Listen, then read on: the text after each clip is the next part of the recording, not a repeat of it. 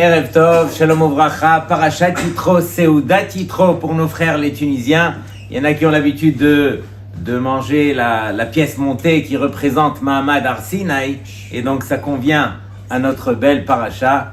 Mais dans tous les cas, pour nous, Parashat Yitro, c'est surtout l'occasion de nous rappeler combien ce sens que Akadosh Baruch Hu nous a accordé, qui est nul autre que Louis, combien est-ce qu'il est important quand on sait l'utiliser, combien est-ce qu'il trouve toute sa place dans Parashat Yitro comme on va le voir, d'autant plus que notre cher Yitro a mérité le nom de cette parasha.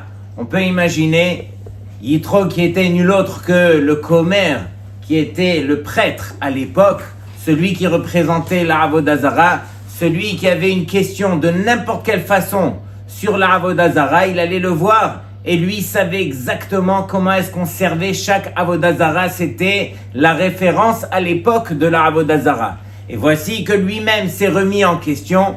Il a fait une Messirut Nefesh pour atteindre la vérité. Et ensuite, la Torah vient nous témoigner, Vaishma Yitro, il a su écouter Yitro au point de venir changer, se transformer. Et le Midrash de dire que au moment où il a voulu changer, alors tout le monde l'ont mis en chérem, ils l'ont mis en anathème.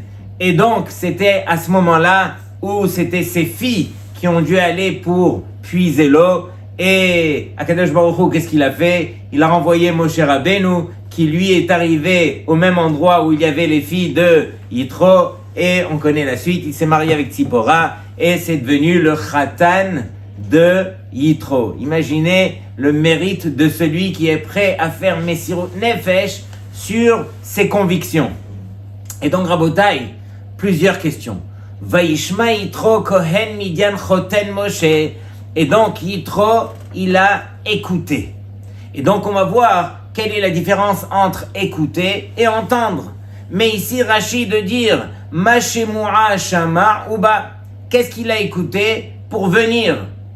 Et Rashi nous ramène la Gemara dans Masechet Zvachim, Kriyat Yamsuf ou Milchemet Amalek, qui est que Yitro, il a entendu donc l'ouverture de la mer, il a entendu Milchemet Amalek. Il y a une troisième chose que la Gemara elle cite là-bas, qui est nul autre que Matan Torah, mais Rashi préfère ne pas le citer parce que il reste en marloquette. Est-ce que Matan Torah a été fait, ça veut dire a été réalisé avant la parashat Yitro ou bien après? Le fait que c'est laissé en marloquette, Rashi le laisse de côté. La question que je voulais partager avec vous, comment se fait-il que Rashi ne cite pas les Aseret Makot? Arrête, lorsque Yitro a vu les 10 Makot, ça ne lui a pas suffi pour venir. À partir de quand est-ce que Yitro est venu? À partir de Kriyat Yamsuf et Milchemet Amalek. Bizarre. Les Aseret Makot, elles auraient dû suffire pour elles-mêmes. Plusieurs réponses, je vous en propose une. Comme on sait, Yitro, lui, cherchait la vérité.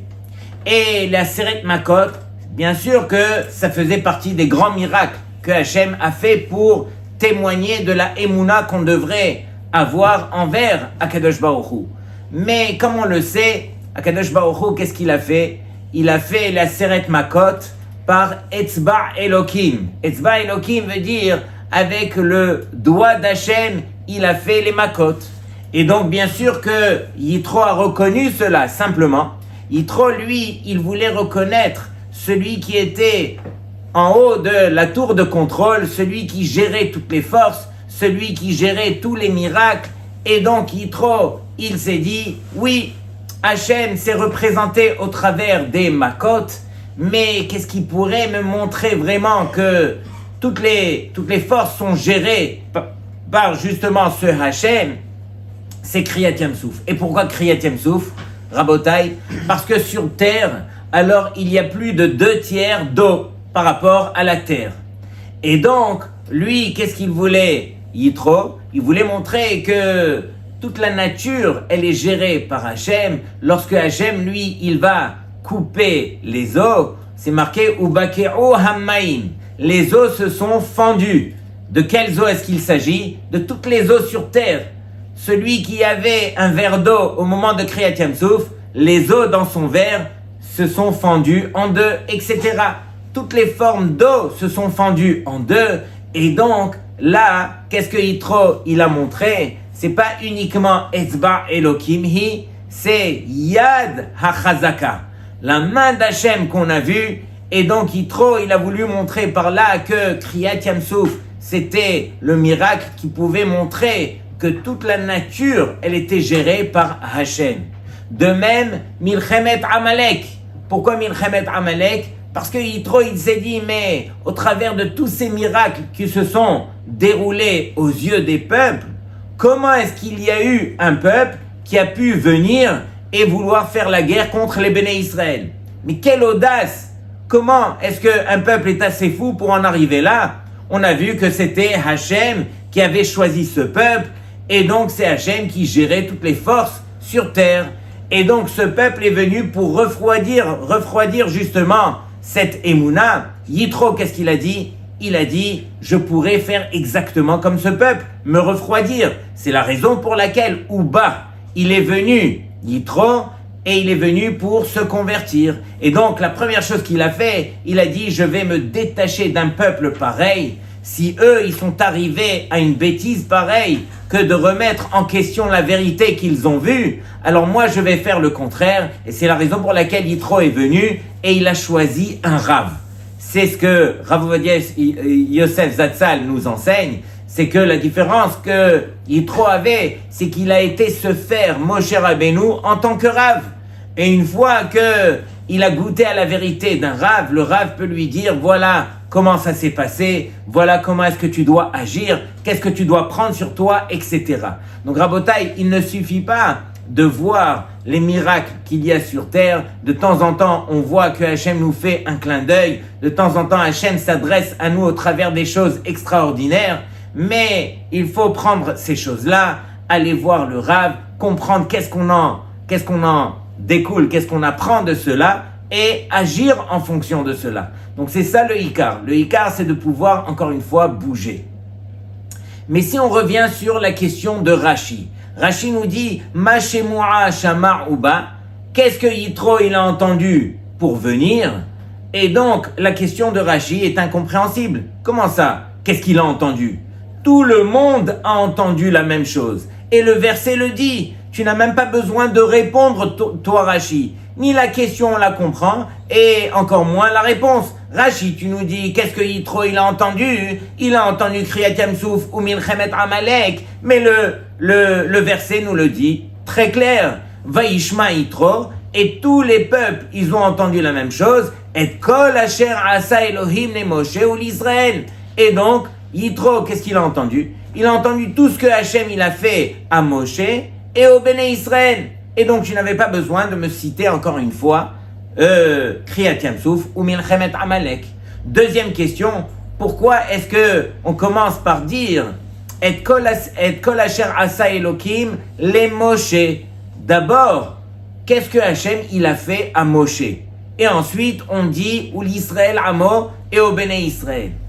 Et donc, Rabotai, qu'est-ce que Hachem il a fait à Moshe précisément? C'est justement, lorsque Moshe, à l'âge de 20 ans, il a dû se sauver à Midian, et il est resté là-bas pendant 60 ans. Alors, par haut, qu'est-ce qu'il avait fait de Moshe? Il l'avait jeté, il l'avait mis de côté, il lui avait enlevé tout son kavod. Et donc, pendant 60 ans, Moshe avait disparu. Akadosh Baruch Hu est arrivé, il a repris Moshe de là où il était, il l'a remis à sa place d'une manière incroyable. Il a fait face à Paro, et c'était lui qui était arrivé à ce stade de dicter à Paro quoi faire, comment et comment agir, etc. Et donc, lorsque Yitro, il a vu qu'est-ce que Hachem avait fait à Moshe, alors Yitro aussi, il a dit, moi aussi, je me suis mis de côté, tout le monde m'a mis de côté en Hérem, et donc, Bezrat Hachem arrivera le moment où Hachem me permettra de remonter. Et c'est exactement ce qu'on a vu. On a vu que Yitro, il a été choisi par Hachem, justement, pour devenir le beau-père de nul autre que Moshe Rabbeinu. Et on n'a pas idée. Le Midrash nous dit que Yitro avait 7 noms. C'est pas que les prénoms, on les avait à tort et à travers. Ce sont 7 prénoms qui représentent justement la guerre que Yitro a fait envers son propre Yetzer Hara. Comme on le sait, le Yetzer Hara, il a 7 noms. Et donc, Yitro était arrivé à surmonter son Yetzer Hara. C'est ça les noms qui sont représentés ici. Et combien de brachot Yitro a eu, on n'a pas idée. De Yitro est descendu combien et combien du clan d'Israël. C'est le premier à se convertir. C'est lui qui a eu le mérite que tous les convertis qui viendront par la suite, ils descendront justement par le mérite de Yitro. C'est lui, quelque part, qui était le Narshon ben Aminadav pour les Guérim. Et donc, Yitro a mérité combien et combien de brachot. Et donc, ici, encore une fois, pourquoi est-ce que Rashi pose la question puisque c'est évident? C'est marqué que tous les peuples ont entendu ce que Hachem a fait. Shame'u amim yirgazun. Ça veut dire quoi? Les peuples, ils ont tremblé. Ils ont tremblé de quoi? Ils se sont énervés envers eux-mêmes. Eux s'étaient construit une propre vérité. Eux avaient construit une divinité. Chacun, il avait sa propre divinité. Mais lorsqu'ils ont réalisé que toutes ces divinités devant Hachem ne voulaient rien dire, alors quelque part, ils se sont énervés contre leur propre vérité. Ils ont réalisé combien ils s'étaient trompés, combien ils étaient complètement à côté, et qu'il n'y avait qu'une seule vérité encore une fois. Mais à partir de là, pourquoi est-ce que Rashi pose la question? Tout simplement parce que bien que tous ces peuples ont entendu la vérité, ont vu la vérité, ils n'ont pas bougé pour autant. Qu'est-ce que ces peuples ont dit? Ils ont dit que Hachem Yevarech et Amo Bashalom. Hachem, qu'est-ce qu'il a fait? Il a béni son peuple, les béné Israël, par le Shalom. Mais nous, on continue à vivre notre propre vie, notre petite vie, celle qu'on a l'habitude. On n'a pas besoin de venir se convertir, on n'a pas besoin de changer à ce point. Et donc Rashi de dire, mais le seul qui a su entendre et venir, c'est Yitro. Et donc Rabotai, c'est ce qui nous pousse à essayer de comprendre quelle est la différence entre entendre et écouter. En plus, on voit dans cette belle paracha des Aseret Adiberot, c'est marqué Vechol ha'am ro'im et hakolot. Et tout le peuple a vu les voix. Qu'est-ce que cela veut dire? Est-ce qu'on peut voir des voix? Des voix s'entendent, des voix ne se voient pas. Donc, quelle est la différence? Akadosh Baruch Hu, il nous dit, alors il faut faire un travail pour écouter. Écouter d'abord veut dire, selon les Rishonim, lorsqu'on fait Shema Israël Hashem Elokeinu Hashem Echad, les Rishonim nous disent que c'est quoi Shema? Haven vekabel, qui veut dire que tu devras écouter, comprendre et prendre sur toi de changer. Donc, quelque part, c'est ça écouter. Écouter, c'est comprendre et prendre une Kabbalah, et changer, prendre sur toi quelque chose. Tu ne pourras pas uniquement voir la chose et agir comme si de rien n'était, comme les peuples l'ont fait. Et donc, c'est la raison pour laquelle on se doit d'apprendre à écouter. Arrête, c'est marqué, le soir de Pessah, on le dit, Veigadta levincha bayom ha'u lemor, et toute la mitzvah, elle est de quoi? Les saper beozne bincha ou ben bincha, de raconter aux oreilles de ton fils et de ton petit-fils. Pourquoi est-ce qu'on dit aux oreilles? Pourquoi lorsque on parle des kinyanim de la Torah, pour acquérir la Torah comme on le sait, la Mishnah nous enseigne dans Pirkei Avot qu'il faut 48 kinyanim pour que cette Torah, elle t'appartienne proprement dite. Et on commence, premier kinyan, c'est quoi? Bet Talmud. On ne peut pas acquérir la Torah sans l'étudier. D'abord le chasse, d'abord la Torah. Le deuxième kinyan, c'est quoi? Shmi'at ha'ozen. L'écoute de quoi? De l'oreille. Vous avez déjà écouté avec le nez? Pourquoi est-ce qu'on dit Shmi'at ha'ozen? Rabotai, la réponse, elle est évidente, mais on se doit de la dire. On peut écouter Rabotai avec la tête, on peut écouter avec le cœur, mais Hachem nous demande d'apprendre à écouter avec les oreilles. Qu'est-ce que ça veut dire qu'on écoute avec la tête? Lorsque il y a quelqu'un qui vient nous parler, on l'a même pas laissé terminer sa phrase. Ah oui, je sais de quoi tu parles, tac, tac, tac, et on a déjà devancé ses paroles. Des fois ça marche, mais plusieurs fois ça marche pas du tout. Il voulait nous dire quelque chose, et nous on l'a interrompu, Et dans notre tête, on a déjà écouté ce que nous, on avait dans notre tête d'écouter. Mais on ne l'a pas laissé parler. On n'a rien fait au niveau de l'écoute. On s'est laissé parler au travers de ses propres paroles. Ça ne s'appelle pas écouter. Autre chose aussi, on peut écouter avec le cœur. On peut comprendre ce que nous, on a envie de comprendre. Mais Hachem nous demande de comprendre ce que lui, il a envie de nous transmettre. Par exemple, combien de fois ça arrive? On prend un pasouk, on prend le Rashi, et Rashi Akadosh nous dit ça et ça, et nous, dans notre cœur, on a mis dans les mots de Rashi ce que nous, on a envie de comprendre, ou ce que nous, on a compris. Mais ce n'est pas nécessairement les paroles que Rashi nous a transmises. Il faut apprendre à laisser parler Rashi, ou à laisser parler la Torah, ou à laisser parler Hachem, ce que lui a envie de nous transmettre, et non pas ce que nous, on a envie d'écrire dans les mots de Rashi, etc. Tout ça pour dire que apprendre à écouter, c'est un art. Apprendre à écouter, c'est ce qui a permis à Yitro de se convertir et de venir et de comprendre la vérité. Rabotai Shmirat HaOzen, c'est le deuxième kinyanim, c'est le deuxième kinyan parmi les 48.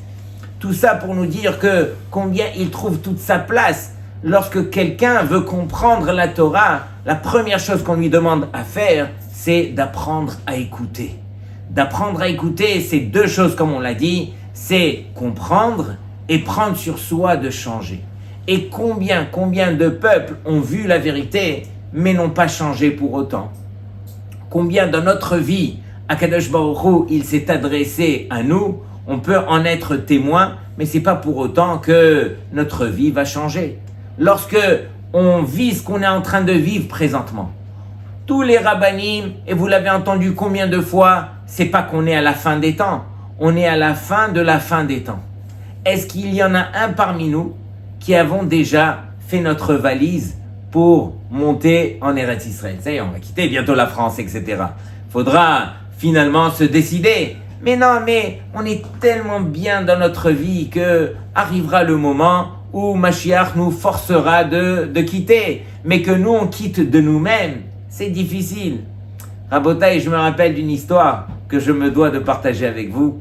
J'étais invité à un Shabbat où on devait parler à des jeunes qui étaient assez éloignés de la Torah.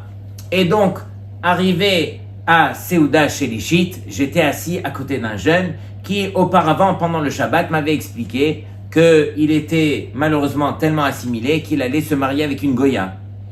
Et pendant la Seuda Shelishit, il était à ma droite et il me dit « Rav, je dois vous raconter. Mon père était un grand tzaddik.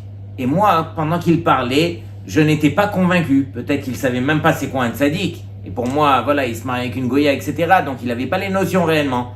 Il me dit non, je vais vous dire la vérité. Mon père avait une chambre dans la maison remplie de sfarim. Et je ne l'ai jamais vu sans un sefer. Toute sa journée, il priait, il étudiait, et c'était un grand érudit. Et il nous a demandé une seule chose. Lorsque je vais décéder après 120 ans, alors s'il vous plaît, enterrez-moi en Eretz Israël. Et il n'y a pas très longtemps, il y a 1 an et 2 mois, mon père est niftar. Et lorsqu'il est niftar, la seule chose qu'on a voulu faire, c'est respecter sa parole, aller l'enterrer en Eretz Israël.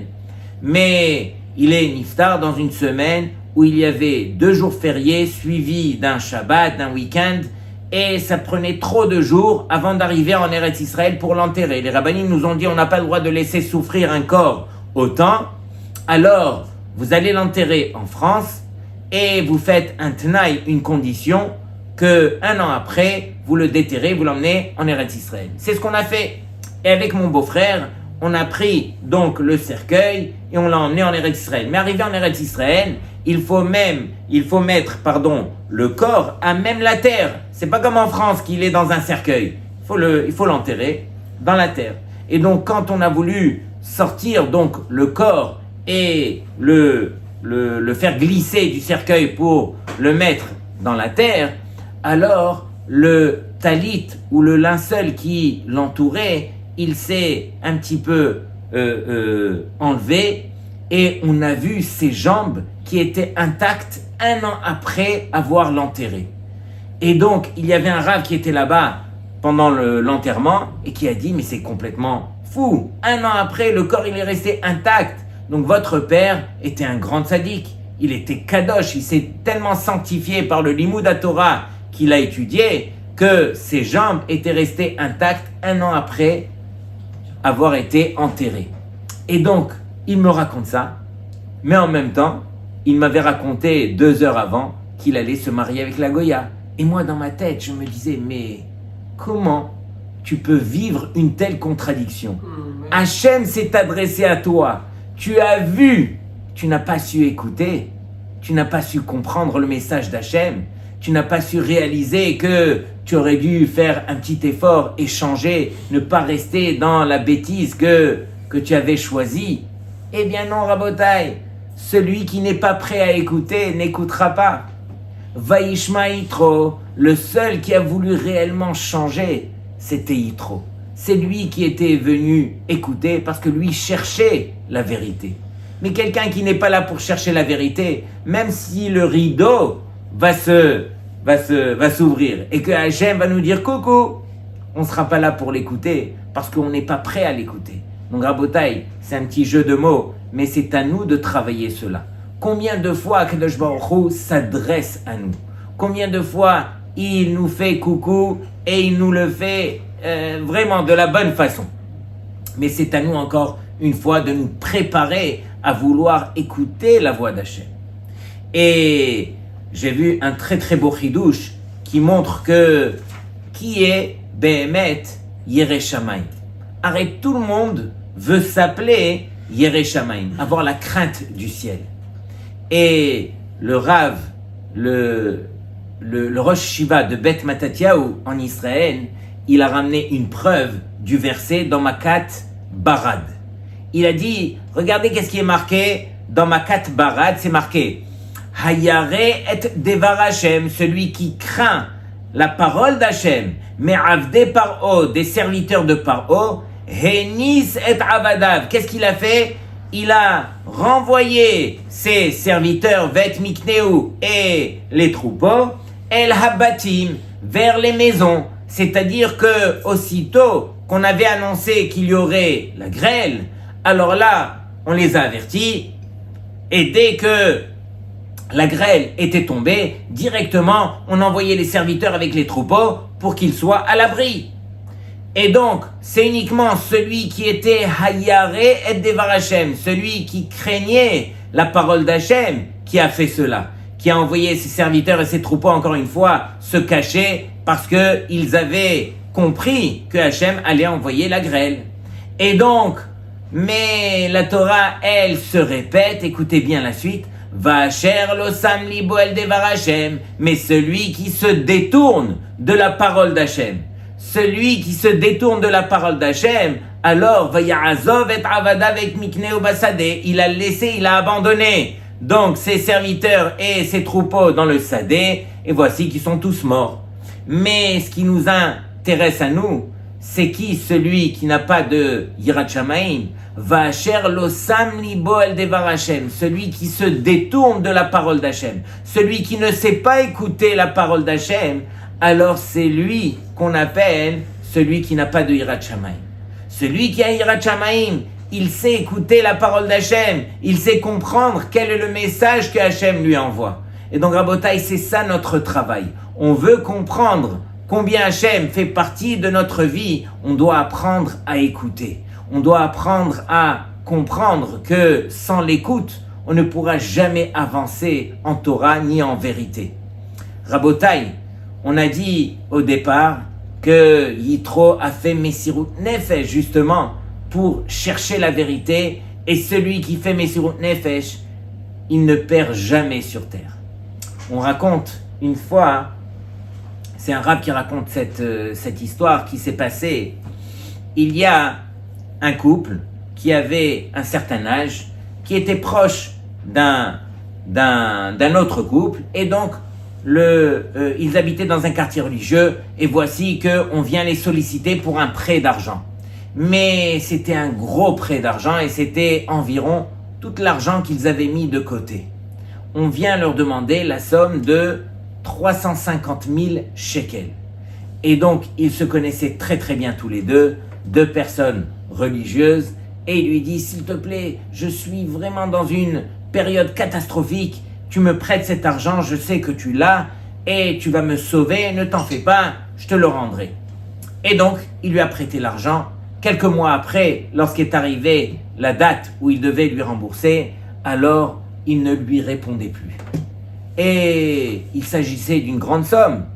Et on parlait d'un avraire qui était marié avec une femme. Cette femme ne travaillait pas, elle s'occupait des enfants à la maison.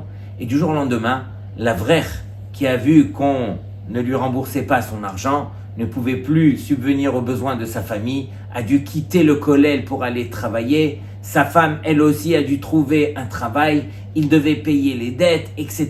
Et c'était devenu une situation catastrophique. Au point à ce qu'ils n'ont pas trouvé de solution et ils ont dû même vendre leur propre maison. Et donc, Rabotai, on était arrivé à un stade où c'est évident qu'ils ne pouvaient pas pardonner cette personne qui les avait mis dans une situation pareille et qui avait quelque part profité d'eux et eux se retrouvaient dans une sale situation. Et donc, ils ont vendu leur maison et ils ont obtenu la somme de 1 452 000 shekels pour la maison. Et donc, ils ont cherché une autre maison. Et donc, ils ont fait des pieds et des mains et ils ont trouvé dans l'endroit où ils voulaient habiter, un endroit religieux, ils ont trouvé une villa qui correspondait au nombre d'enfants qu'ils avaient et tout, mais la villa coûtait 1 952 000. Donc, on parle ici de 500 000 shekels en plus que de leur budget. Et donc, eux, ils se sont dit, mais on n'y arrivera jamais. Et donc, ils ont essayé de négocier le prix, ils ont essayé de faire tout parce que la maison correspondait exactement à ce qu'ils avaient besoin. Mais rien à faire, on n'a pas voulu baisser, donc le propriétaire de cette maison n'a pas voulu baisser le prix, jusqu'au moment où ils ont vu qu'ils étaient au pied du mur, ils ne pouvaient plus rien faire, ils n'avaient pas trouvé de solution, et donc ils étaient tous les deux à la maison, et ils se sont regardés, et ils ont dit, ok, on va faire quelque chose de Messirut Nefesh. On se doit de faire une Messirut Nefesh. Ils ont réfléchi, et ils ont dit, on a trouvé. On va être mochel, belev shalem. De manière parfaite, on va être mochel sur l'argent qu'il nous a volé. Sur les 350 000 shekels qu'on lui a prêtés, on va être mochel à 100%. Et donc, ils se sont mis d'accord, ils l'ont dit à voix haute, et à partir de là, ils ont dit, on continue. Le lendemain de cette histoire, on les appelle, c'est qui les appelle ? La propriétaire de cette maison, encore une fois, qui valait 1 952 000 shekels. La propriétaire les appelle et elle leur a dit, écoutez, j'ai réfléchi, il y a un mois qui est passé depuis, je n'ai pas eu d'autres offres et la vérité, ça me ferait plaisir de vous accorder ma maison. Je suis prête à baisser le prix à 1 600 000 shekels. Et donc, elle a enlevé du prix par miracle 352 000 shekels, exactement l'argent qu'ils avaient prêté à la personne, que la personne ne leur avait pas remboursé, sur lequel ils ont été mévataires, ils avaient pardonné. Et donc, grâce à cela, bien sûr, ils ont sauté sur l'occasion, ils ont signé la maison et ils ont pu récupérer. Tout ça pour dire que quelqu'un qui bémet fait Messirut Nefesh pour arriver à faire la volonté d'Hachem, combien Kadosh Baruch Hu, il sera prêt à lui accorder. De même, Yitro, c'est ce qu'il a fait exactement. Quel Messirut Nefesh il a eu Yitro pour en arriver là, et combien Hachem a pu lui donner. Yitro qui a eu le gros lot, entre autres Moshe Rabbeinu en tant que Hatan, Moshe Rabbeinu en tant que Rav, etc.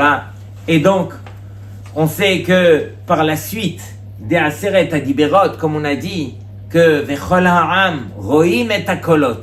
Et donc les Béné Israël, ils sont arrivés à ce niveau de pouvoir voir les voix. Ça veut dire quoi ? Ils ont palpé la vérité. Arrête, on connaît tous la différence qu'il y a entre Tashma et Tahazé. Tashma, c'est viens, écoute, une preuve.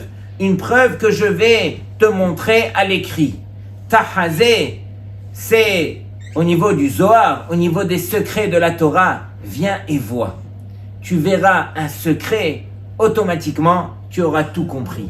Mais pour pouvoir atteindre ce niveau de tahazé, viens et vois combien on doit se remplir auparavant de tashma,